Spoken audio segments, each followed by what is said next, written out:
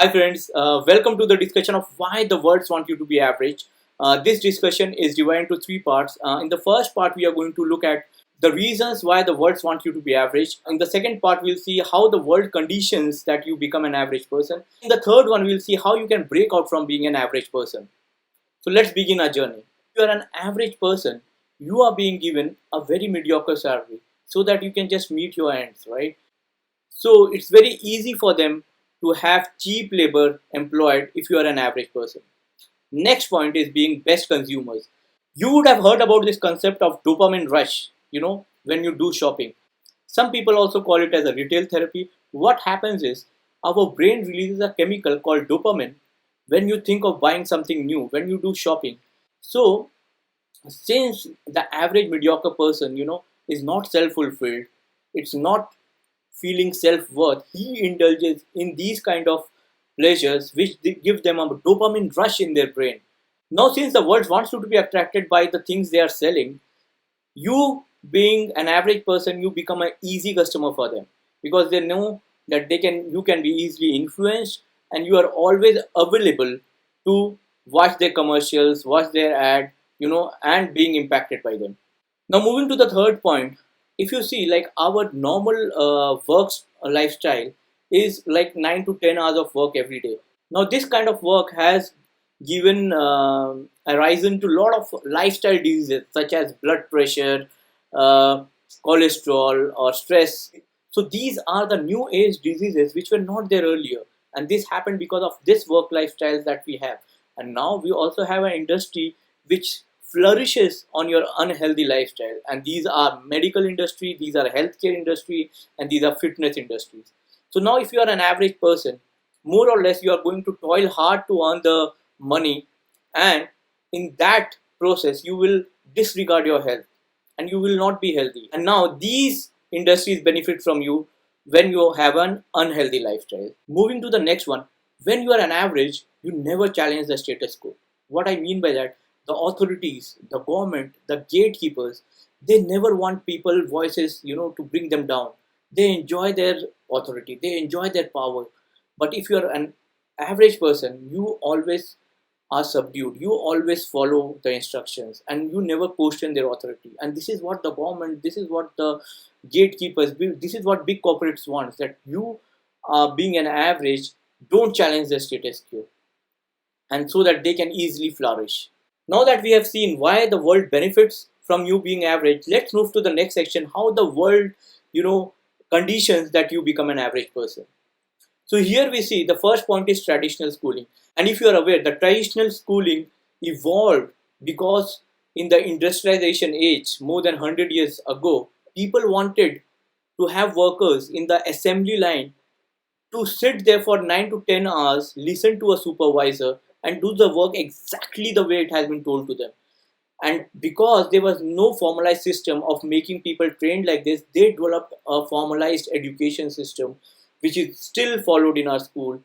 The same format which is 100 more than 100 years old in the current age, wherein people are being made followers and not leaders. Now, if you look at the World Economic Forum about what are the future skills that are required, you will see that there is conflict management, there is negotiation skills, there is critical assessment, there is leadership, there is empathy, there is storytelling. Do you think any of these things are being taught in the school about empathy, about emotional intelligence? So, if you see, the current education system is churning out students which are not apt with the current world requirements, right? So this tends to make you average because the current world requires, a leader which can find direction in chaos, who can be a leader with empathy, with storytelling. But this is where our education system are lacking. That's why we are still having the mentality of a student being an industrial worker rather than being a thinker or being a disruptor. Moving to the next one, cultural conditioning. This happens at a subconscious level. When we are young, our minds are very, very impressionable. What does I mean? That from our parents, from our family, from our relatives, from our friends, from our teachers, from our surroundings, our subconscious mind is having a framework for the belief system. In most cases, it is a limiting belief. So these kind of limiting beliefs, makes you an average person because you don't look at the world with the right perspective. Now, coming to the next one is social ideologies. Again, our social system creates a lot of baggage, the way you should behave. Like, for example, you should get married early and you should have a house.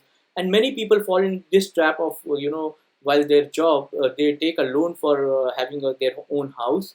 And then the loan is mostly around 20 to 25 years long. Now you are cased whatever job you're doing, because you cannot miss a single EMI, and that is for 20 to 25 years. So this is like mortgaging your life, for the next 20 to 25 years. And now you have to follow whatever is offered to you, just making you more and more average, because you can't do any outstanding or creative work and stand out because you have EMIs to pay.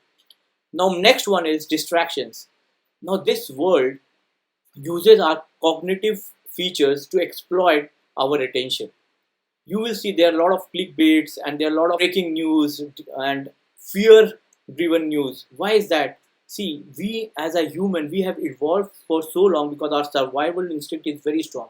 And by that I mean is that because of this survival instinct, we don't go for rewards as we go to save ourselves.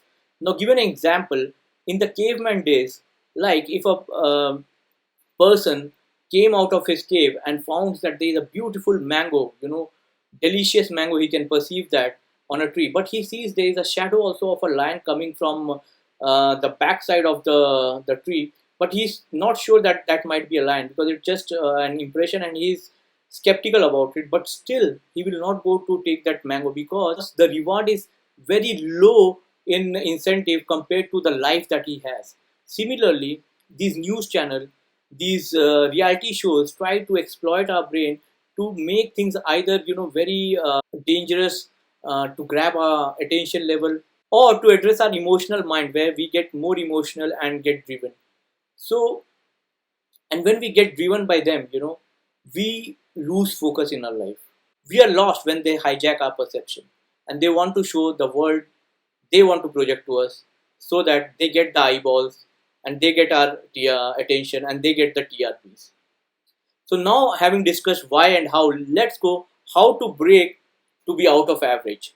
Now, first point is be mindful. There is a quote which says, "Be there where you are." Be there where you are, which means be present. Be observant. Look around. Your relationship, your work, your environment.